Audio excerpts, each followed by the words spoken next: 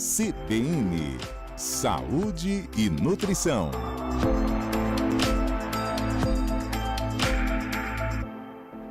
E é para começar mesmo a semana, segundas-feiras com boas escolhas, viu? E hoje aqui no estúdio, além da Roberta Larica, nossa comentarista das segundas de saúde com nutrição, nós temos uma convidada, é a Regiane Santos, que também é nutricionista e vai ajudar a gente a falar um pouquinho sobre sentar à mesa com a família, não é? Fazer as refeições, pelo menos umazinha por dia, né? Que a gente consiga reunir todo mundo à mesa, como era antigamente. Bom dia, Roberta. Bom dia, Regiane. Tudo bem com vocês? Tudo ótimo, Fernanda. Bom dia a todos da Rádio CBN, a todos os ouvintes. Bom dia. É um prazer estar aqui com vocês. Seja bem-vinda. Contribuir, da melhor forma possível. Seja bem-vinda, Regiane. Olha, nós temos um desafio, né? Não é só comer bem, melhor e com muita qualidade, mas fazer com que a família inteira entre nesse movimento, não é mesmo?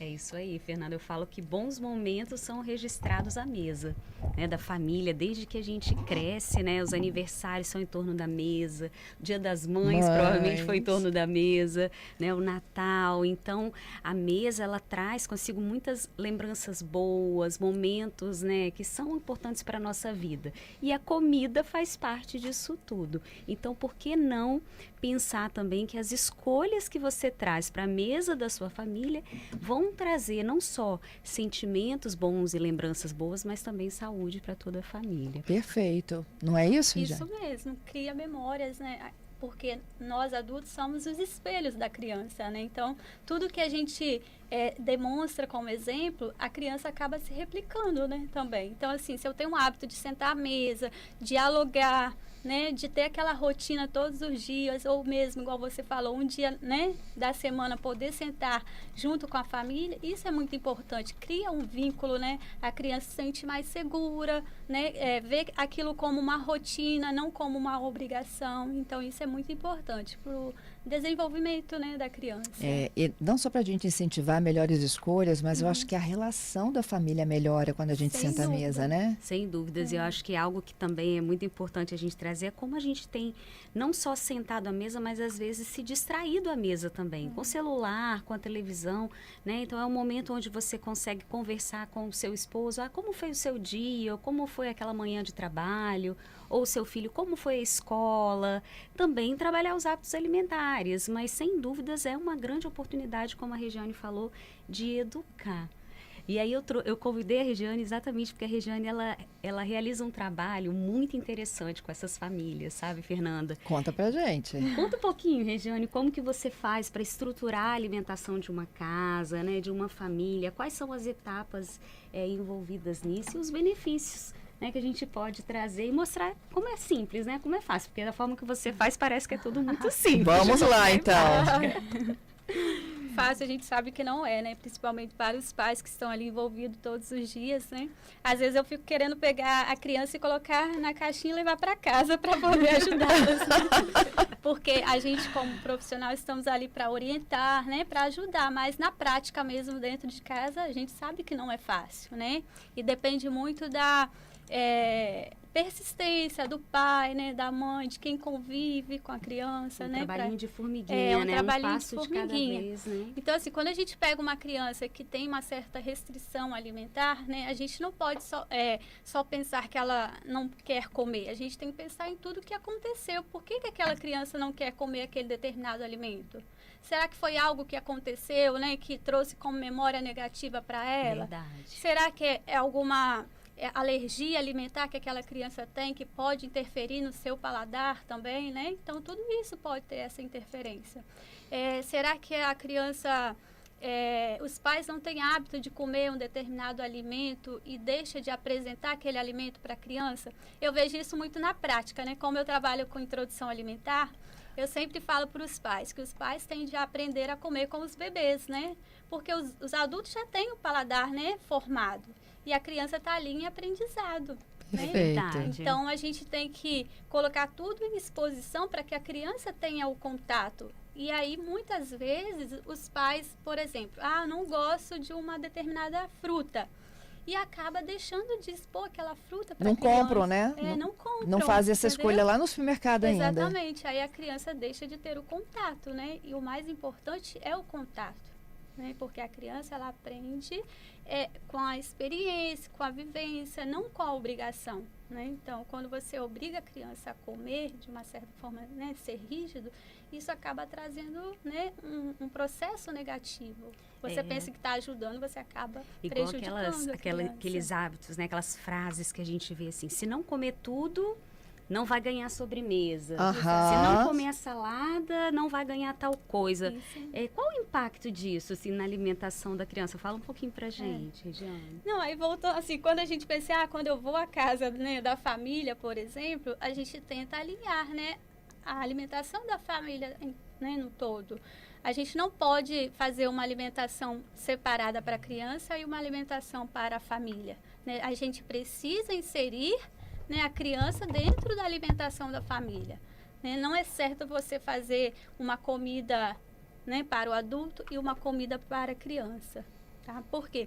Eu vejo muito como exemplo. Eu tenho exemplos aí na família, assim, de criança, de meninos já, né, adolescente, que nunca comeu cebola, por exemplo, porque a mãe não gosta de cebola. Então, assim, eles foram criados, né, com o exemplo da mãe, porque cebola era ruim. Não gostava. Então, a criança foi crescendo. O brócolis. Ou brócolis. Eu falava então, assim, vamos comer agora. Agora ele é mamãe brócolis. Agora o filhinho tá ali do lado, tá triste, tem que ir pra sua barriga também. Come outro pedacinho. É aquela coisa de você ficar incentivando. Cansa, né, Fernanda? Cansa. E não dá pra tentar uma só vez, não é isso? Tem que ter quantas repetições pra Exatamente. É exatamente isso. Às vezes, o que acontece? Eu vejo muito isso na prática dos pais. Fulano não, né? Agora é seletivo. A criança completou 1 ano de idade e já virou seletivo. Não é que a criança é seletiva, né? A gente precisa expor o alimento várias vezes. Aí a gente tem que pensar, qual foi a forma desse alimento? Como foi ofertado, né, esse alimento para aquela criança? Quantas, né, vezes foram ofertadas? Então, tudo isso precisa ser avaliado. Então, hoje a gente sabe que a criança precisa ter o contato com o alimento pelo menos 15 vezes. Nossa, 15 vezes? Para dizer se gosta ou não, né? Ou fazer de outras formas, né? Faz em purê, faz assado, faz cozido. Em texturas diferentes, o mesmo alimento. Eu tinha ouvido falar em 6 vezes, agora 15 vezes. É de 10 a 15 vezes. A gente recomenda. Eu acho bacana também, Regiane, falando sobre isso, que eu estou vivendo na prática isso, né? Eu estou com um bebê de 8 meses em casa e desde os 6, a orientação da pediatra foi que todas as vezes que a gente sentasse à mesa ali, era para ser juntos e assim, sempre compartilhando ali os alimentos, seguindo a mesma alimentação e o bebê olhando para a gente se alimentar. E eu sinto que isso realmente faz diferença, porque todas as vezes que a gente senta juntos ali no almoço, no lanchinho da tarde, ele olha, ele observa muito. Aí ele vai e come, vê a gente comendo e come também. Essa troca é muito legal, né? Os nossos filhos são reflexos, né, de nós, né? Isso em comportamento, em hábito alimentar, né, na forma de falar. Então, olha só que responsabilidade, né? Não adianta a gente estar com um refrigerante na mesa e falar, você não pode tomar refrigerante. Vai falar, mamãe, mas você toma refrigerante, por que eu não posso tomar? Na cabecinha da criança é assim que funciona, né? Tem que ser o exemplo, né? Tem que ser o exemplo, não tem jeito. Bom, né? E se puder começar antes de engravidar, já mudar esses hábitos, porque o que eu vejo na prática é que muitos casais nos buscam para mudar a alimentação da casa, já pensando no filho que vai chegar. Já antes da gestação ou durante a gestação, pensando, eu vou ter um filho, eu preciso já estar com bons hábitos alimentares para minha casa já funcionar de forma mais saudável para quando essa criança chegar. A gente sabe que o paladar do bebê ele já inicia lá desde da barriga. Da concepção, através do líquido amniótico, né? Olha, o que a mãe come alimenta o filho. Interfere no paladar do bebê.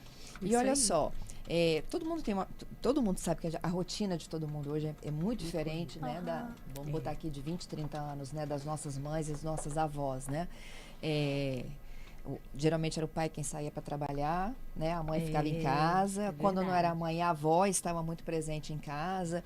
E aí todo mundo tinha o horário do almoço e tinha que esperar, né? A família toda se juntar novamente para o horário da janta. Hoje a gente vê poucas possibilidades, né? A mãe tem um horário, o pai tem outro, as crianças têm escola. Aí você mal sai da escola, você já está entrando numa outra atividade, é meio que corrido. Tem muita gente que não tem, né? Mais a funcionária que ajuda em casa, fizeram opções diferentes, comem fora. Como é que a gente organiza isso? Eu imagino o seu dilema, Regiane. Você chega numa casa dessa e fala o quê? Meu Deus, vou começar do zero. A gente tem que pensar, pelo menos, algum momento tem que acontecer, né? Então, eu sempre oriento, assim, priorizar, de repente, final de semana, que é o mais provável que os pais vão estar em casa com as crianças, né? Vão ter mais tempo livre. Então, eu sempre oriento, vai à feira, né, ao sábado, leva a criança, que pelo menos ela vai ter o contato também. Isso ajuda muito, né, a criança a ter esse contato com o alimento.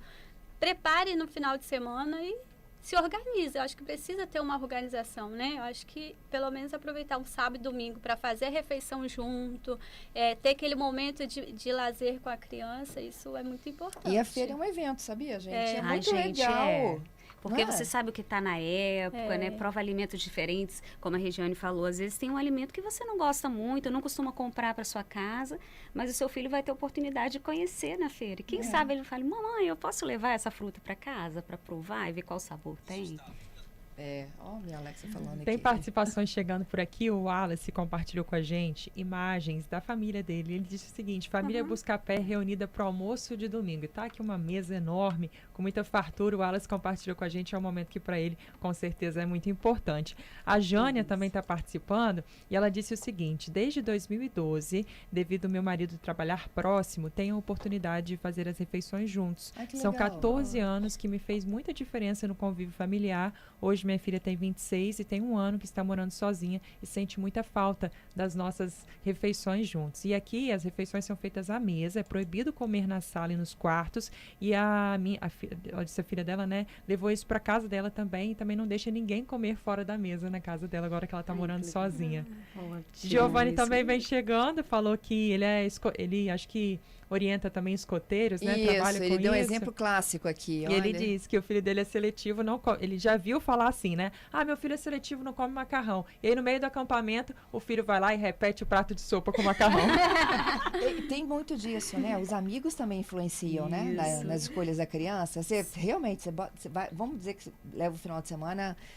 o seu filho vai para casa de um amiguinho, né? Isso. Aí a mãe vai cheia de problema. Deus, lá em casa ele não come isso, não come aquilo. Se ele não comer, tudo bem, né? Aí a mãe manda foto depois do pratão de comida que ele tá batendo com o colega. Eu ouço muito isso na prática, assim, as mães falam assim, fulano só gosta do feijão lá da escola. Chega em casa, eu tento fazer para ele, mas ele não come. Porque lá, né, tá um ambiente de várias crianças, então tem aquele incentivo, né, aquela motivação, um ambiente descontraído. Então, assim, um ambiente também onde a criança faz a refeição é muito importante. É necessário ter um ambiente acolhedor, tranquilo, sem distração. A gente sabe que hoje as crianças, né, têm o hábito de comer na frente de tela, né, de TV, e isso acaba tirando, né, aquela atenção do que ele está comendo. A criança se distrai muito. Então, é importante fazer essa refeição juntos, porque quando você está à mesa, você também tira o foco da criança de estar lá na frente da TV, né? De comer em frente à TV. A Camila está dizendo, sentar à mesa está difícil aqui em casa, mas o meu filho come de tudo, até o que eu não como. Olha que coisa boa. Olha que legal. Agora, tentar, Camila, nem que seja assim, um jantar, um dia da semana, 2 dias da semana. Marca o evento, né? A gente pode fazer, o evento. Na minha casa, Fernanda, eu não consigo almoçar com minhas filhas, mas sempre meu esposo almoça. E à noite eu sempre estou presente para o jantar. Então é o momento que estamos nós 4. Então se tiver pelo menos ou o pai ou a mãe, já faz toda a diferença para você conseguir trabalhar esses hábitos alimentares e ter essa troca. Porque mesa, gente, não é lugar de briga, não é lugar de forçar a comer tal coisa. É o contrário, é a oportunidade, né, de trazer essa troca, de trazer um momento agradável para essa família. Eu tenho uma dúvida, Regiane, me explica aqui. Na hora que a gente está montando o prato, né, dos meninos, das crianças, dos adolescentes, né? E a gente quer botar de tudo. E aí eles ficam, não, isso não, isso não. O que a gente faz? Como é que a gente fala? Vamos tentar... Porque a briga começa aí, né? Esse não, mãe, esse não. Então, depende muito... de folhinha verde aqui de cima desse negócio, eu ouço isso, ó. Depende muito da idade da criança, né? Porque, como eu falei, a gente precisa estar o tempo todo incentivando a criança a comer, né? Então, a gente precisa entender o que fez levar ele a ter, né, essa resistência a esse alimento, certo? Então, quando a criança fala que não gosta... o ideal é, mesmo que ele não goste, você colocar para que ele visualmente tenha o contato, né? Mas no prato ou nas travessas? Pode colocar num potinho separado, né? Visto boa. se ele tiver, certo, uma resistência de ter o contato, de misturar a comida, você pode colocar do ladinho outro potinho separado, né? O importante é que esteja exposto ali para que ele visualmente tenha aquele contato, porque, né, a criança quando deixa de comer, tem uma certa resistência, ela vai subir degraus, né? São uma escala para comer. Então, às vezes, ela precisa, primeiro, assim, ter o contato, depois sentir o cheiro daquele alimento, até tomar a coragem de experimentar o alimento. Então, às vezes, assim, só dela colocar no nariz e sentir o cheiro já é um passo para ela. Olha, tem muita gente lembrando aqui, né, dos filhos e sobrinhos. Conta aí, Ju. Tem até um áudio que chegou aí do Alexandre, vamos ouvir. Fernanda, bom dia, aqui é o Alex. Deixa eu falar para você. A minha filha, quando ela era mais nova, até os 5 anos, 6 anos, comia de tudo. Foi crescendo, é um arroz, é um feijão, é um macarrão, é a dificuldade para comer verdura. Refrigerante ela não toma, só toma suco ou de limão ou de maracujá. Viu a situação? Comia de tudo pequeno e agora ficou restritiva. Então, aí a gente tem que entender como que é o hábito alimentar da família, qual é, né, a frequência de verduras, legumes na casa dessa família, como que é a rotina alimentar dessa criança, né? É uma criança que fica o dia todo na escola, é uma criança que é cuidada por, né, terceiros, né, não tem a presença dos pais para estar ali, né, incentivando, então precisa desse estímulo, né, desse incentivo para a criança. Eu acho que mesmo sendo cuidada por terceiros, pode ter essa orientação. Não ceder, né? De... Eu acho não que ceder. Continuar Não, oferecendo, porque eu vejo ofertando mesmo, né? Na prática, muitas crianças são cuidadas por avós, né? Sim. E a gente já sabe que a avós é permissiva, é né? permissível. Semana passada mesmo eu atendi um menininho de 3 anos. E aí ele não gosta de nenhuma verdura, nenhuma fruta. Ele conhece, mas ele não gosta. E os pais ficam tentando incentivar, mas foi criado com a avó. E a avó dava o quê?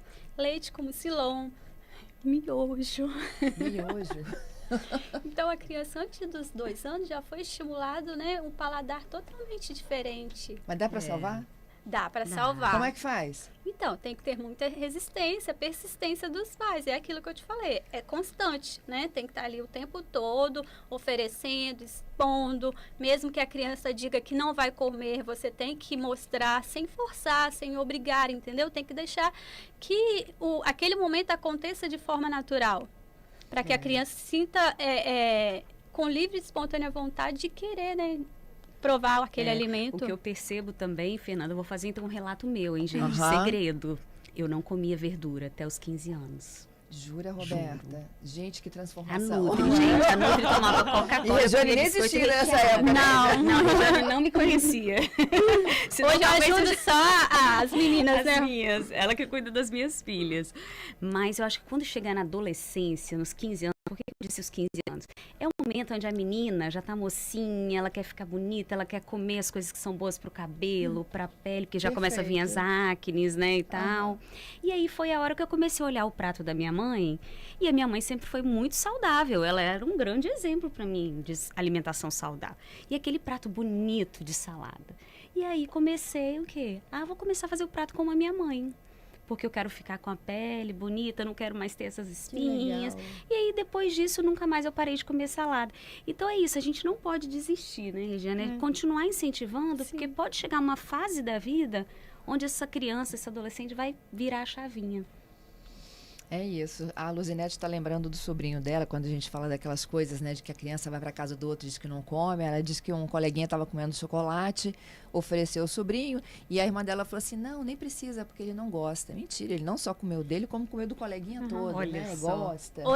Outra frase errada, que é isso aí que os pais cometem muito, é falar assim, fulano não gosta de determinado alimento. Você nunca pode dizer que a criança não goste daquilo.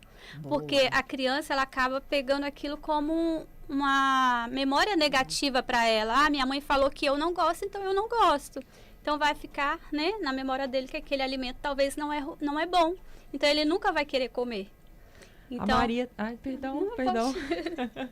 A Maria também participando com a gente aqui, ela falou o seguinte, é verdade que o cérebro leva 21 dias para alterar o paladar? Isso aí não existe, assim, comprovação de tempo, mas existe toda essa técnica da psicologia, né? De que se você repetir o mesmo hábito por 21 dias, teoricamente você conseguiria construir um novo hábito.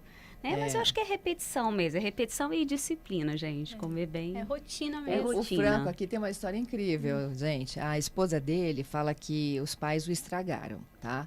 Porque ele gosta de peito de frango, não come jiló, não come maxixe e ela come de tudo, até pé de galinha. São criações diferentes, agora virou uma família, né? E aí, como é que fica esse dilema?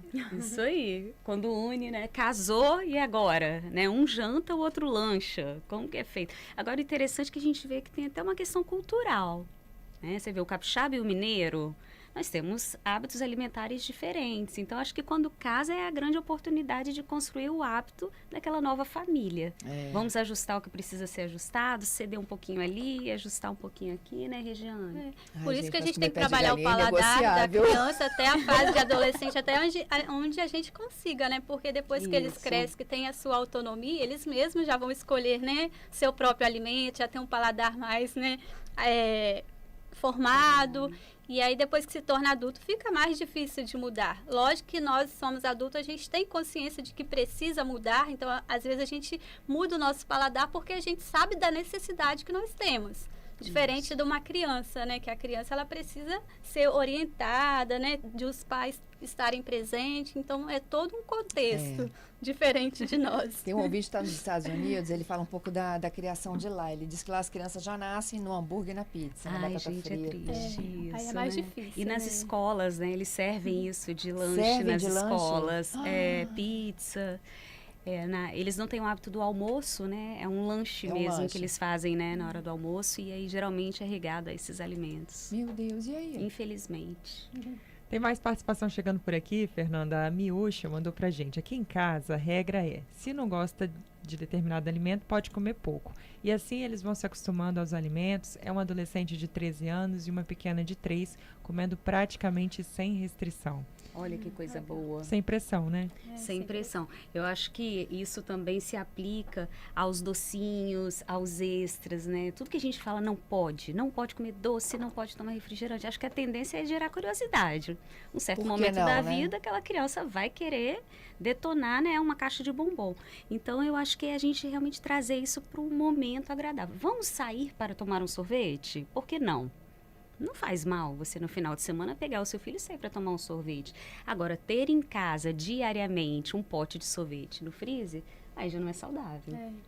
Eu acho assim, a gente tem que envolver a criança também na hora das escolhas, né, dos alimentos.